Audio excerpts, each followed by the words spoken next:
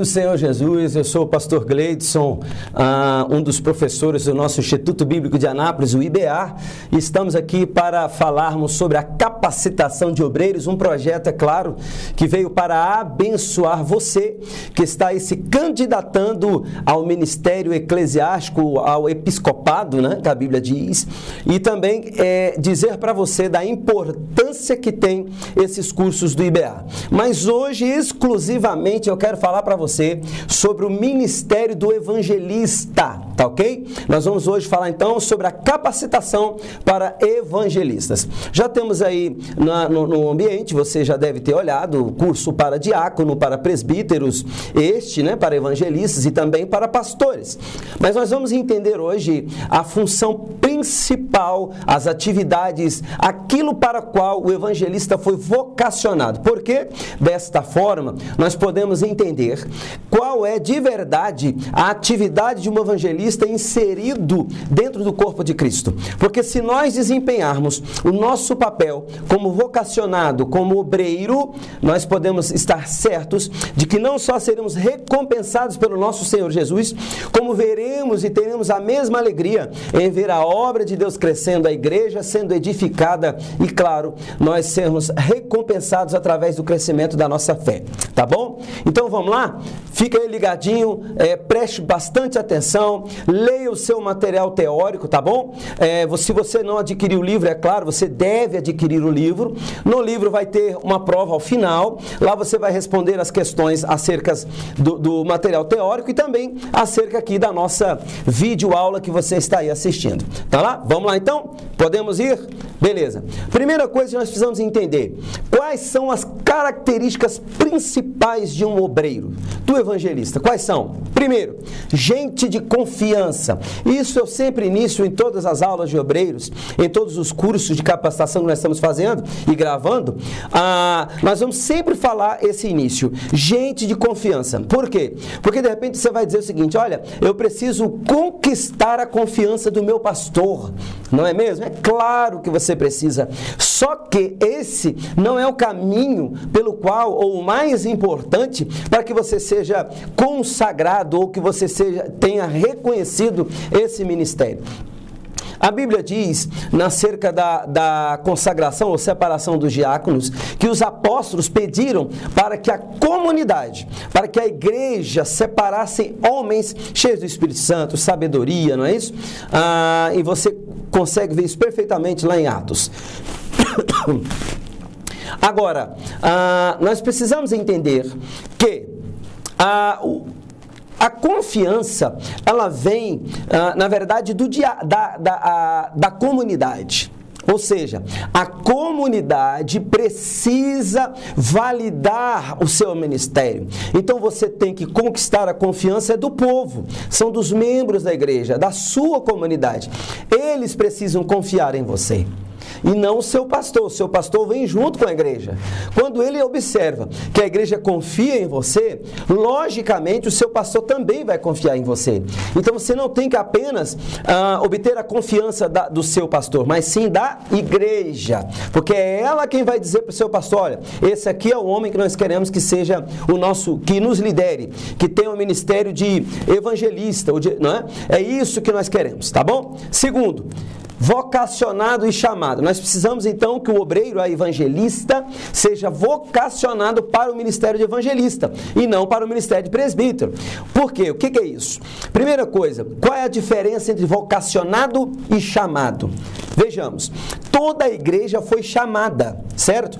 Muitos são chamados. Agora, chamados para quê? Para orar uns pelos outros. Chamados para quê? Para pregar o evangelho. Chamados para quê? Para servir uns aos outros. Chamados para quê? Para ser cristão, para ser humilde, para se humilhar. Chamado para quê? Para dar outra face. Chamado para levar o evangelho. Todos nós somos. Tá bom? Agora, vocacionado. O que é vocacionado? É aquele que não consegue fazer outra coisa senão isso. ele não consegue parar de pensar. Por exemplo, especificamente, o diácono, ele só pensa no bem-estar das pessoas, ele pensa nas visitas, ele pensa no serviço social, se tem alguém internado, se tem alguém enfermo em casa, ele quer ir lá na casa, ele quer ajudar a dar um banho, a trocar uma cama, a dar um remédio, a marcar uma consulta, a pegar uma fila, tudo isso ele quer fazer. O presbítero, ele está sempre no hospital, ele está visitando, ele está dando aula na escola bíblica dominical, porque a área de ensino é deles, não é mesmo? A visita hospitalar a enfermo e oração é do presbítero, né? Embora todos possam orar, mas isso é dele, ele ama fazer isso. Agora, o evangelista, pastor, qual é a função do evangelista? Evangelizar, está no nome. Um evangelista não consegue ficar parado. Você quer castigar um evangelista? Bota ele para estar todos os dias no culto e diz para ele, você não pode mais pregar fora dessas 4 paredes. Diz isso para ele. Ele entra em crise, ele entra em depressão, ele não dá conta de ficar parado, se ele não tem que pregar. Ele está o tempo todo pregando, aonde ele vai no banco, ele está evangelizando, ele vai no hospital, ele está falando que Jesus salva, ele está na fila da lotérica para pagar a conta, ele está dizendo também, ele vai na padaria, ele está pregando, ele não dá conta de ficar sem ganhar a alma. Esse é o evangelista nato. Por que hoje, de repente, a igreja não anda fazendo isso? Se a igreja não está fazendo, é porque o vocacionado está dormindo. Porque o evangelista, ele não só é vocacionado a fazer, mas ele também consegue influenciar a igreja a fazer. Ele encabeça, ele lidera, ele influencia pessoas a ter o mesmo desejo que ele. Entendeu? Aí o vocacionado vai atuar como líder sobre os chamados. Compreendeu? Próximo passo, então, ele precisa ser irrepreensível. Não uma pessoa que fala palavrão, uma pessoa que se comporta mal, não é mesmo? Ele tem que ser irrepreensível, que as pessoas não têm que ficar chamando a atenção dele, que o seu líder chame a atenção. É uma pessoa de respeito. Outro que está na Bíblia, esposo de uma só mulher, ele não tem amante, né? Para o pessoal ficar jogando na cara dele. Ele não tem aí outros envolvimentos extraconjugais. Não, é só uma esposa e glória a Deus, irmão, por isso. Não é mesmo? Segundo, não violento, não uma pessoa áspera que gosta de ficar dando má respostas nos outros. Lembrando que a violência, ela não é só física. A violência, ela pode ser não verbal. A violência pode ser também psicológica. Isso, por exemplo, vou citar uma lei, que é uma lei criminal, da área criminal, que é a Lei Maria da Penha. Ela prevê que o homem pode sim violentar uma esposa através da violência psicológica, né? Tem também a violência que ele pode abandoná-la economicamente. Isso é uma violência, sabia disso? Então, o evangelista não pode ser violento, nem na sua casa e muito menos com as pessoas fora. Outra coisa, ele precisa ser o quê então? Em contrapartida a não ser violento? Agradável. O evangelista tem que ser uma pessoa agradável, amável. Enfim, ele quer conquistar a confiança das pessoas, mas também ele precisa cair na graça dessas pessoas. As pessoas precisam admirá-lo como uma pessoa que quer tê-la junto com eles. As pessoas querem ter a sua presença, querem comungar do mesmo ambiente que você está. Entenderam? O próximo é carismático, justamente isso. Você é tão carismático que todos amam escutar você. Você tem um carisma. Onde você passa, as pessoas querem te cumprimentar, querem te abraçar, querem ter um momento com você, porque você é carismático, você é agradável. E outro, principal, cheio do Espírito Santo. Tenho a palavra certa no momento certo, cheio do poder, sabedoria que vem de Deus. Ok? Quais são então as suas características principais? Mais uma, inimigos de contendas. Não vá ficar brigando entre irmãos. Seja o pacificador, aquele que coloca paz e não que coloca lenha na fogueira. Outro, principal também, muito importante, contribuição. A contribuição, nós vamos referir aqui a 2 apenas, tá bom? Ao dízimo e às ofertas. Primeiro, dízimo. Deus te deu fôlego de vida, Deus abriu a porta do trabalho, então quem é que te dá o 100%? Deus. Não é isso? Você não garante nem se vai dormir, vai acordar amanhã cedo para ir para o trabalho. Não é assim? Quem garante que você vai conseguir estar vivo amanhã? Só Deus pode acordar e te dar vida. Então, o 100% que você ganha no final do mês não é seu, é dele. Ah, pastor, mas eu vou dar 10%, 90% é meu. Não, os 90% continua sendo dele. Você entrega 10%, na verdade, essa palavra dízimo ou 10% é um valor simbólico. Simbólico, ou seja, piso, mínimo, que foi colocado. Não é porque você vai entregar 10%, agora eu estou dando, estou fazendo um favor, Deus vai multiplicar os 100%. Não, não é isso. O que nós queremos dizer é o seguinte, que isso faz parte da nossa obediência e devoção e amor ao próprio Deus. Você entrega 10%, ou alguns como entregam 11, 12, 20, como gratidão a Deus por aquilo que Ele tem te dado. E você ainda diz, Deus, obrigado porque eu tenho um emprego, obrigado porque o Senhor tem me dado saúde para eu trabalhar, o Senhor tem me dado pernas, mãos, olhos, inteligência, capacidade para poder ganhar esse 100%. E eu te devolvo os 10, os 12, os 20, e o Senhor me deixa ficar com 80, com 90, glória a Deus, obrigado. Isso, nada mais justo do que sermos então um exemplo, nós como obreiros, o evangelista, precisamos ser exemplo. Outra coisa também, oferta. A oferta faz parte do culto. Isso é litúrgico, mas faz parte do culto. Quando você sai da sua casa, você já tem que sair com a sua oferta na mão. Por quê? Se caso você esteja no culto, o seu pastor esquecer de recolher as ofertas ou de receber as ofertas, terminou o culto, você vai nele, pastor, o quê? Eu trouxe a minha oferta, meu culto não está completo.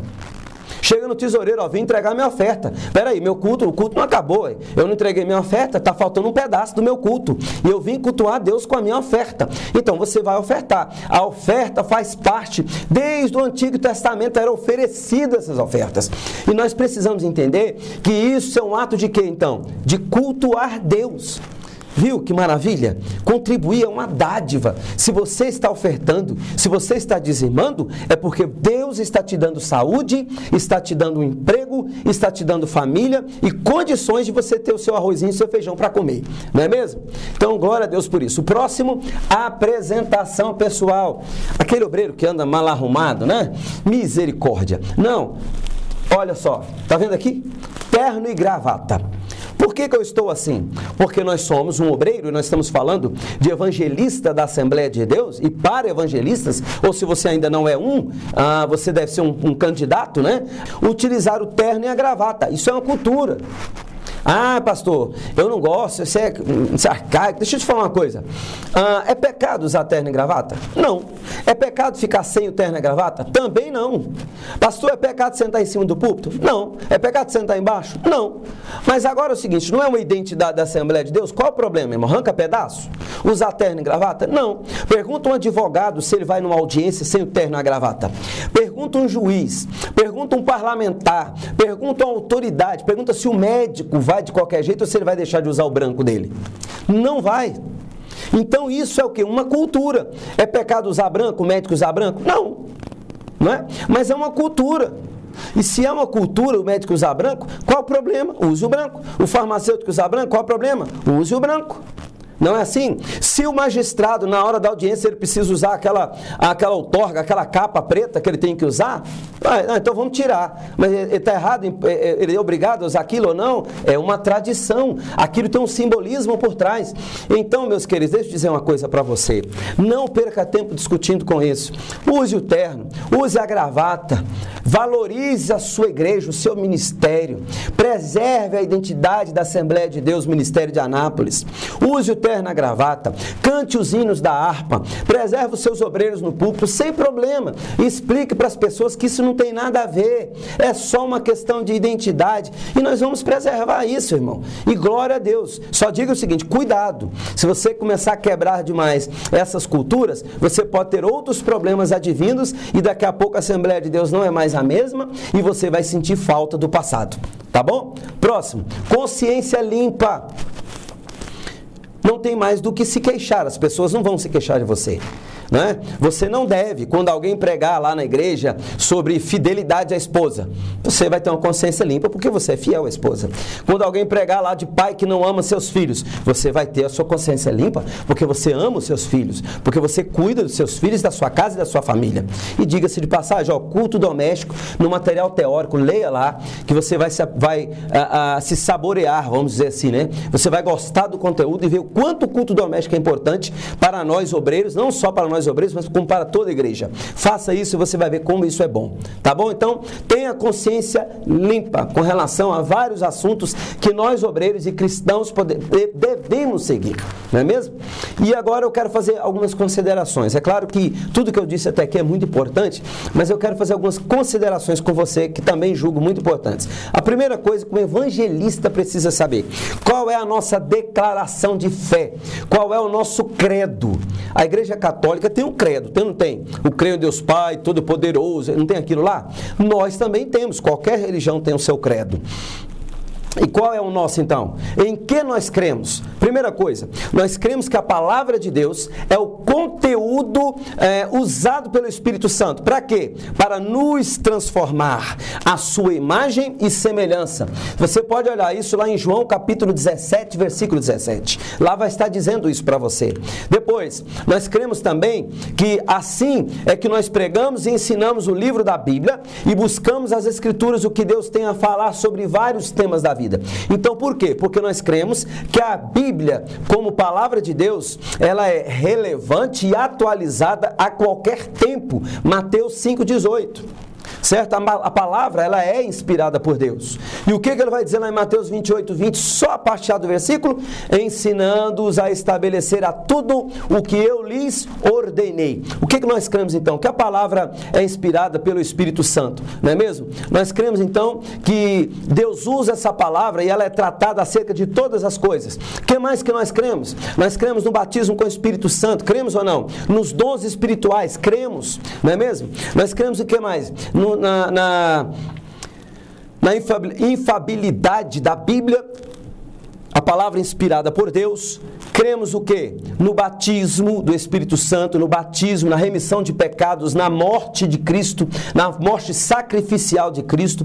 Cremos o quê? Na remissão de pecados por meio do sangue de Cristo, no nascimento virginal de Cristo, por meio de Maria, não é mesmo? Nós acreditamos nisso tudo e isso faz parte do nosso credo. No material teórico tem um credo completinho para você ler, e grave isso na sua mente, grave isso no seu coração, porque é muito importante. Outra coisa que eu quero dizer para você que é importante: o seu testemunho de vida. Qual é a sua reputação na igreja? O que o povo tem a falar de você? A sua família, o que a sua família tem a falar de você? Lembrando que você vai ganhar os membros da sua família. Você vai ganhar a alma deles, porque antes de amar os seus familiares, você precisa amar a alma deles. Depois, reputação no seio da sociedade. O que a sociedade tem de falar de você? Que você é um enganador, um mentiroso? Não pode. Depois, participar da responsabilidade da minha igreja. Que jeito? Orando regularmente para o seu crescimento, buscando alcançar os não cristãos e sendo caloroso com os que visitam. Nós precisamos cumprimentar, de repente, se a sua igreja te der essa oportunidade, desça do púlpito, cumprimente o visitante, diga para ele que ele é importante, que ele é bem-vindo naquele lugar. Se for o caso, se tiver uma oportunidade, faça uma visita, converse com o seu pastor, diga que tem um visitante novo na igreja, vá até ele e o receba com carinho, tá bom? Servir no ministério da igreja, outro fato importante: descobrindo os meus dons e talentos. Você canta, você prega, dá estudo, participe, tá bom? Que forma? Sendo equipado por meus pastores. Pastor, eu tenho dúvida nisso, pastor, me ajuda naquilo, pastor, me dá uma força nisso, pede ele. E outra coisa, o Seminário IBA, o nosso Instituto Bíblico de Anápolis, nós temos o curso de Teologia Básica por Correspondência, o CBTC. Você pode participar desse curso se inscrevendo no CBTC. Você tem agora também, né, o curso de Bacharel em Teologia EAD. Você pode fazer à distância pela internet. Tem também o curso de Bacharel em Teologia presencial com maravilhosos professores, onde você também pode estudar e se aprimorar. E agora tem os cursos para obreiros, de diácono, presbítero, evangelista e pastores. Ou seja, você tem toda a ferramenta para poder se aperfeiçoar. Outra coisa, desenvolva um coração de servo. Seja pronto para servir. Não é porque você é evangelista que você não pode carregar uma cadeira, irmão. Não é porque você é um evangelista que você não pode pegar uma água, que você não pode ajudar um irmão, recepcionar em algum momento, tá? É claro que você não vai tomar a função do outro, mas se for necessário um apoio, um suporte naquele dia, qual o problema tem? Vá lá e ajude. entendeu? Ajude, seja servo. Apoiar o testemunho da minha igreja. A minha igreja está fazendo algum trabalho? Vá apoiar. Participe fielmente das suas atividades. Toda a programação que a igreja tiver, festividades, senhoras, jovens, adolescentes, crianças. Ah, mas eu não sou criança. Vá participar. Você precisa cair na graça da igreja. E você só cai se você estiver junto, presente. Tá bom? Viva uma vida piedosa. Não é? Ah, eu tenho muito dinheiro, então vai viver ostentando o tempo todo. A pessoa está do seu lado, a maioria dos seus irmãos nunca viajaram nem ali para o córrego, na beira do córrego, no final da cidade, nunca foram. E você chega lá dizendo que foi para uma ilha, não sei na onde, para a praia do Sauípe, costa do Sauípe, que eu fui não sei para... Não faça isso. Tenha uma vida de simplicidade no contexto de compreender que os irmãos que estão à sua volta, de repente, não tenham tido a mesma oportunidade que você. Então, tenha uma vida de piedade, seja uma vida justa. E se você tiver condições, abençoe essas pessoas, para que elas também possam desfrutar de algumas coisas que você desfruta, tá bom? Outra coisa, contribua fielmente, seja um dizimista fiel, né? Um ofertante como culto, e abençoe os seus irmãos, tá bom? A outra coisa que nós precisamos aprender, então, as ordenanças da igreja. Oração. Como orar? Um exemplo disso, às vezes a gente vai falar assim, pastor, para orar eu tenho que fechar os olhos e baixar a cabeça. Onde é que está isso na Bíblia? Isso não está na Bíblia, não é? Eu tenho que fechar o olho e baixar a cabeça. Aí você está no evangelismo, que é a sua função do evangelista, está lá e vai orar para uma pessoa que nem é crente e vai fechar o olho e baixar a cabeça. O cara fica possesso e te dá um soco na cara. Não é? Vai bater em você ou te agredir ou agredir algum irmão e você não vai ver. E olha que eu já vi isso acontecendo. Um pastor foi orar uma certa vez por uma pessoa, essa pessoa ficou possessa, ele deu um chute na sua canela e confesso para vocês que parece ser cômico se não fosse trágico. Não é mesmo?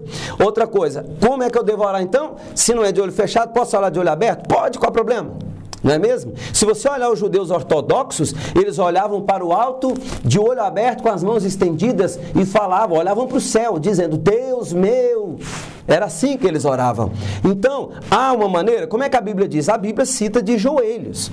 Olha, por esta causa me ponho de joelhos, diz o apóstolo Paulo. Se você tiver condições de orar de joelhos, ore de joelhos, entendeu? Vá para o teu quarto, ore. Leia a Bíblia, faça ela como oração. Às vezes a gente está lendo a Bíblia, está olhando a Bíblia lá e tem algumas coisas que fala lá. Você fala assim, oh meu Deus, está dizendo aqui que eu tenho que ter uma vida piedosa. Meu Deus, então me dê uma vida piedosa. Se você não tem, fale com Deus. Diga, fulano pecou aqui, adulterou. Deus, eu adulterei, perdoa minha vida, igual ele aqui, ó. É assim que a gente tem que fazer. Fale com Deus, tá? Se for possível, ajoelhe. Outra coisa que é ordenança, batismo. Todos aqueles novos convertidos precisam se batizar.